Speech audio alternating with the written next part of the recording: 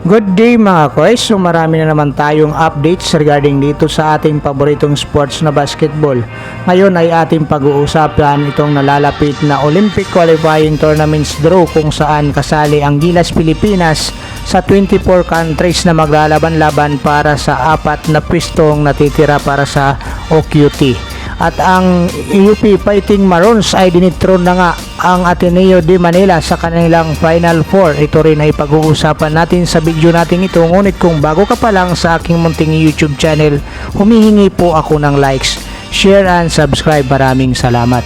So ang Gilas Pilipinas nga ay kasali nga dito sa Olympic qualifying tournaments kung saan ay gaganapin nga ito July 2 to 7, 2024. So ayon nga dito sa balita ng Spin.ph, malalaman na ng Gilas Pilipinas ang kanilang magiging kalaban dito sa gaganaping draw dito sa May Switzerland, kung saan ang Gilas Pilipinas ay nasa pot 5. Ang pot 1, 4 at saka 5 ito yung group A. So ang group B naman itong 2, 3 at saka 6. So ngayon nga mga koys, ngayon dito sa report ng Spin.ph, ang pagkakahati-hati ng mga kupunan ay base sa FIBA ranking at saka sa isa sa Asia Oceania, is dalawa sa Europe at saka isa sa Americas para magkaroon ng tinatawag na geographical balance sa bawat bansa dito. Kaya mga koys, maliit ang tsansa ng Gilas Pilipinas dahil magpupunta tayo sa mga European countries at saka Americas, kasi hindi natin makakaharap ang galing sa Asia. Bali tig-isa lang, kaya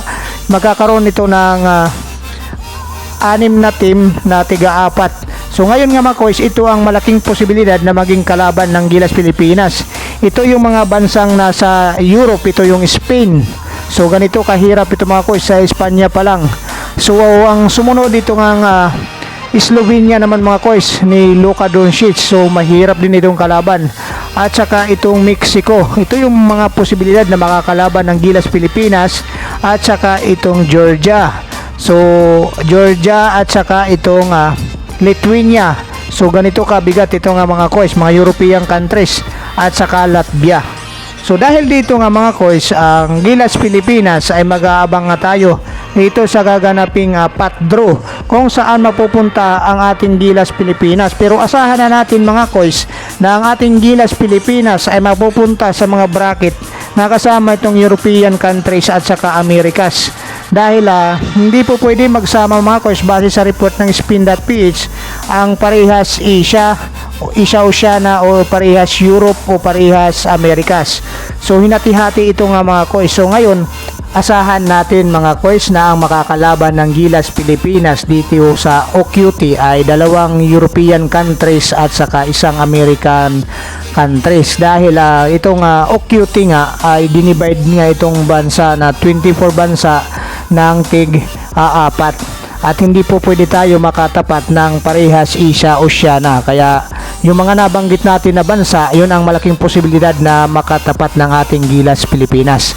Ngayon, ang Gilas Pilipinas ay good news naman dahil itong si Coach Tim Con naman ay hindi sinasara ang pintuan para tanggapin ulit ang alok ng SBP na siya ang humawak para dito sa Gilas Pilipinas para dito sa OQT.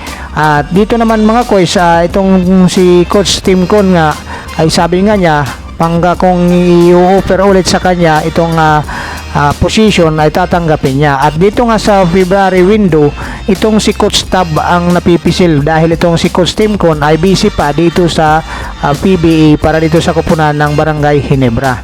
So pagdating naman dito sa mga player ng Gilas Pilipinas nga mga koys, wala pa rin tayong solidong impormasyon dito kung sino yung mga gagawing player nga ng Gilas Pilipinas o magre-represent ng Gilas Pilipinas dito sa OQT.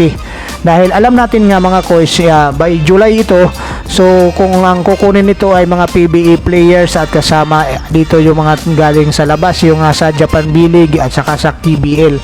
So wala pa rin mga koys, nilalabas din kung sino-sino yung magiging player ng ating Gilas Pilipinas para dyan sa OQT. So asahan natin maging ang ating naturalized player dito nga mga koys ay wala pa rin nilalabas din ang ating SBP kung sino nga dito ang ating gagawing naturalized player, kung si Justin Brownlee ngayon at saka itong si Jordan Clarkson.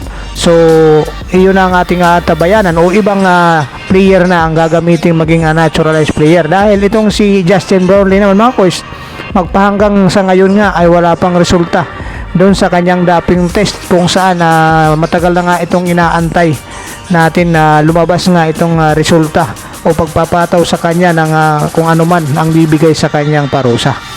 So dito naman tayo mga kois sa pangalawang update natin, yung tungkol nga dito sa pagdethrone ng UP Fighting Maroons dito nga sa Ateneo de Manila sa kanilang paghaharap para sa Final Four sa UEEP.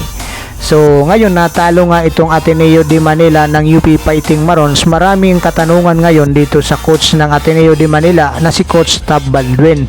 So ayon nga dito sa sinasabi nga ni Coach Tab Baldwin na ang kanyang kupunan ay ang underdog nga dito sa paghaharap nila sa UP Fighting Maroons, dahil ang UP Fighting Maroons nga ay top seeded nga ito dito sa UEEP at kinakailangan lang nila ng isang panalo. So nangyari nga ang sinasabi nitong si Coach Tab Baldwin at natalo nga sila dito sa UP Fighting Maroons sa kanilang pagtatapat.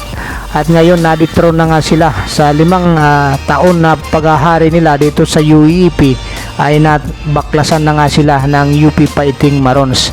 So ngayon itong si Coach Tab Baldwin naman ay maraming katanungan sa kanya kung magtatagal pa o mananatili pa ba siya dito Ateneo de Manila. So ito nga ang sagot ni Coach Tab Baldwin. Bagamat marami daw offer sa kanya overseas, ayon kay Coach Tab Baldwin sa panayam sa kanya na ay gusto pa niyang manatili sa UP Fighting Maroons at least 1 year pa daw, sabi pa nga ni Coach Tab Baldwin. At itong mga offer nga sa kanya overseas ay hindi nga niya ito ini-entertain ayon nga sa kanya, dahil ang focus nga niya sa ngayon ay dito nga sa Ateneo de Manila.